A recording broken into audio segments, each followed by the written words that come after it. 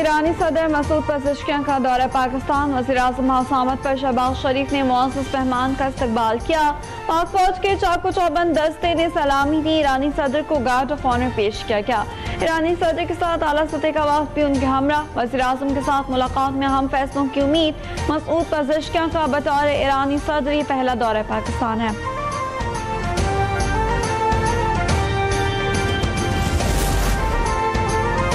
نائب وزیر اعظم اسحاق ڈار کی ایران کے صدر ڈاکٹر مسعود پزشکیان سے ملاقات، دونوں رہنماؤں کا پاکستان اور ایران کے درمیان گہرے تاریخی اور برادرانہ تعلقات کو مزید فروغ دینے کے عزم کا اعادہ۔ اسحاق ڈار نے کہا پاکستان ایران کے ساتھ اپنے تعلقات کو مشترکہ تاریخ، ثقافتی ورثے، عقیدہ اور باہمی احترام کی بنیاد پر انتہائی قدر کی نگاہ سے دیکھتا ہے۔ مسعود پزشکیان نے پاکستان کی مستقل حمایت کو سراہا اور مختلف شعبوں میں دو طرفہ تعاون مزید مضبوط بنانے کے عزم کا اظہار کیا۔ I think President of Iran, his statement that he intends, and the same mission is of Prime Minister Shehbaz Sharif, to take the trade volume between the two countries to $10 billion is very heartwarming. پاک ایران دو طرفہ تجارتی ہجوم $8 ارب تک لے جانے پر اتفاق، وزیر تجارت جام کمال اور ایران کے وزیر تجارت محمد آتباک کے درمیان ہم ملاقات، جس میں دو طرفہ تجارت کو نئی جہت دینے اور سرحدی تعاون بڑھانے پر زور دیا گیا۔ جام کمال نے کہا ایران کے ساتھ تجارتی تعلقات میں تیزی لانے کا وقت آ چکا، دونوں ممالک کا مشترکہ اقتصادی کمیشن کے اندر اجلاس کو جلد منعقد کرنے اور B2B اجلاسوں کے نئے سلسلے کے آغاز پر بھی اتفاق۔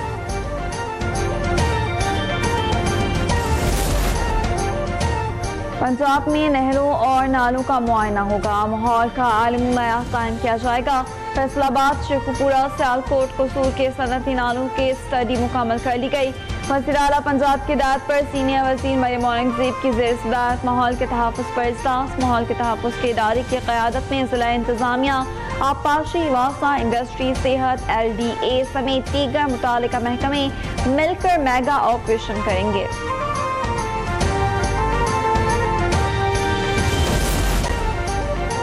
بلوچستان میں ضمنی بلدیاتی انتخابات کی مخصوص نشستوں پر پولنگ جاری، ذوب، شیرانی، لورالئی، بارکھان، قلات، خزدار اور سوراب میں لوگ ووٹ کاسٹ کر رہے ہیں۔ انتخابات میں مجموعی طور پر کل 106 جنرل کونسلرز ووٹ ڈالیں گے۔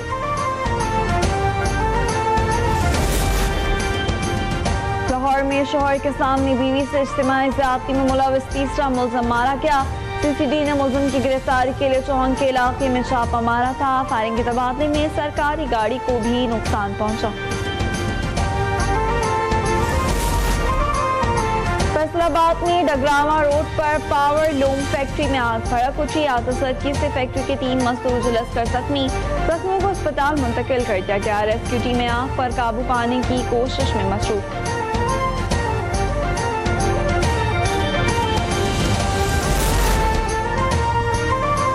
اور راولپنڈی سمیت مختلف شہروں میں زلزلے کے شدید جھٹکے، زلزلہ رات 12:10 پر محسوس کیا گیا۔ زلزلہ پیما مرکز کے مطابق زلزلے کی شدت 5.0 ریکارڈ کی گئی۔ زیر زمین گہرائی 10 کلومیٹر اور زلزلے کا مرکز روات سے جنوب مشرق میں 15 کلومیٹر پر تھا۔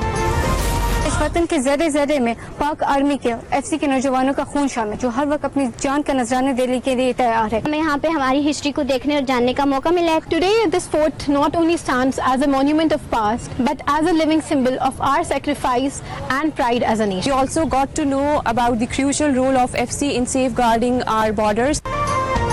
ISPR سمر انٹرنشپ میں شامل KPK کے مختلف جامعات کے طلبہ و طالبات نے قلعہ بالا حصار کا دورہ کیا۔ طلبہ و طالبات کو قلعہ بالا حصار کی تاریخی پس منظر اور فرنٹیئر کور KPK نارتھ کا امن و ترقی کے لیے کاوشوں پر تفصیلی بریفنگ دی گئی۔ طلبہ و طالبات نے پاک فوج اور فرنٹیئر کور KPK نارتھ کے غازیوں اور شہداء کو زبردست خراج تحسین پیش کیا۔ طلبہ و طالبات نے دورے کو مفید قرار دیا اور پاک فوج اور فرنٹیئر کور KPK نارتھ کا شکریہ ادا کیا۔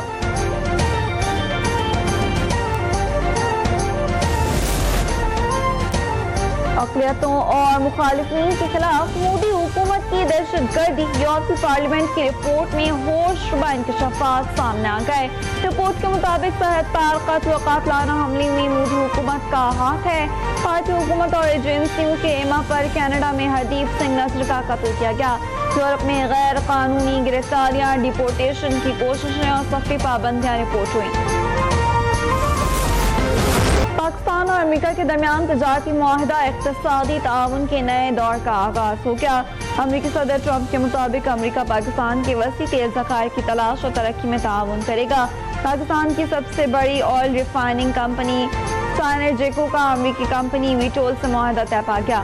معاہدے کے تحت پاکستانی مصنوعات کی امریکی منڈیوں تک رسائی ممکن ہوگی۔ اس کے تحت امریکی منڈیوں میں پاکستانی برآمدات پر عائد محصولات میں کمی آئے گی۔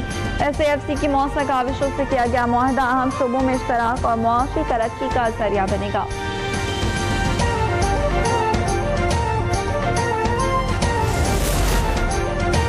اسرائیلی فورسز کی غزہ میں جاری مزید 62 فلسطینی شہید، شہداء میں امداد کے منتظر 38 فلسطینی بھی شامل۔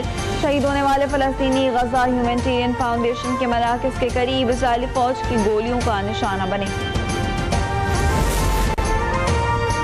یوم آزادی، مارکہ حق، قربانیوں سے جڑی پاکستان کی کہانی۔ 14 اگست کو ایک آزاد اور خود مختار ریاست کا خواب حقیقت میں ڈھلا۔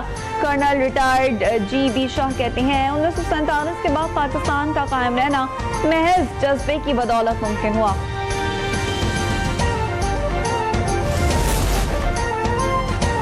نیلم ویلی کے علاقے کیل میں مارکہ حق اور جشن آزادی کی تقریبات کا آغاز ہو گیا، جس میں اعلیٰ عسکری اور سول حکام، معززین علاقہ اور بڑی تعداد میں عوام نے شرکت کی۔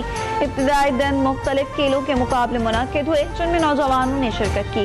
سرگرمیوں میں ایتھلیٹکس، کرکٹ، والی بال اور بیڈمنٹن شامل ہیں۔ اختتامی تقریب 13 اگست کو کیل میں ہوگی، جس میں پولو فائنل، پیراگلائیڈنگ اور انعامات کی تقسیم شامل ہے۔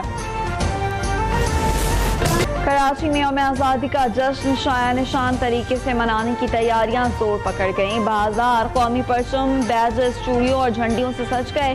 شہر کے مختلف آزادی اسٹالز پر رش لگ گیا۔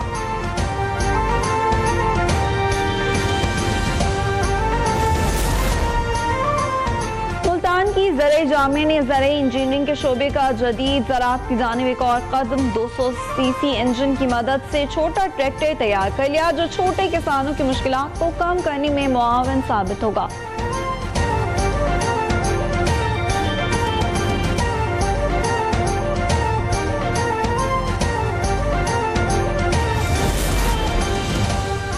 پنجاب میں مونسون بارشوں کے چھٹے اسپیل پر الرٹ جاری۔ PTI کے مطابق مونسون سسٹم کے ساتھ تیز سے مغربی ہواؤں میں شامل ہو جائیں گی۔ 4 سے 7 اگست تک پنجاب کے بیشتر اضلاع میں مونسون بارشوں کی پیشگوئی۔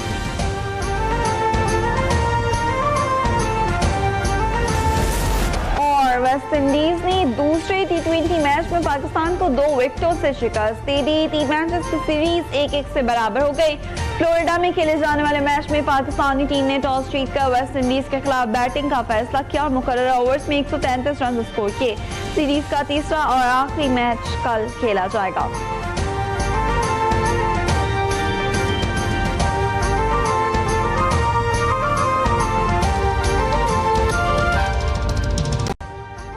ابھی سبسکرائب کریں تاکہ کوئی خبر رہ نہ جائے۔